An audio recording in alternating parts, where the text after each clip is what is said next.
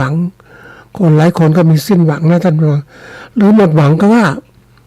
แล้วแต่คนแต่คำว่าสิ้นหวังนั้นมันเหมือนกับมันหมดกำลังใจทำอะไรท่านผู้ฟังอยู่ไปวันๆไม่มีหวังอะไรเลยแต่ก็บอกคนเราเนี่ยถ้าจะมีชีวิตดีต้องมีความหวังตั้งไว้เลยความหวังเป็นคำนามนะ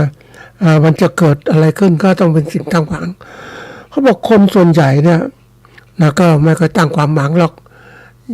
ทำอะไรไปเรื่อยๆเพราะมันถึงเหตุคนที่เราจะเห็นได้ว่าคนที่สำเร็จกับไม่สำเร็จเนี่ย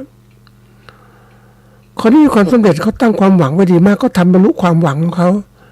แต่คนไม่สำเร็จเนี่ยส่วนใหญ่ก็ไม่ได้ตั้งคือไม่ได้ตั้งความหวังกับความหวังลอยๆไม่ครอบมาทำไม่สำเร็จเพราะนั้นเราเห็นคนส่วนใหญ่มันไม่ว่าเกษตรกรหรือผู้ประกอบการก็ตามนะ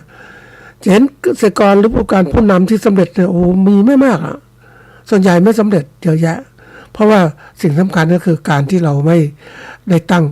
ความหวังไว้ทำความหวังสำประสบกับสำเร็จทีนี้มาดูความหมายของคำว่าความหวังอีกตัวหนึ่ง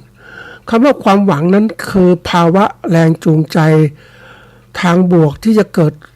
จากกระบวนการคิดเชิงประกอบด้วยเป้าหมายชัดเจนแนวทางบรรลุเป้าหมายและความเชื่อมั่นในตนเองในการลงมือท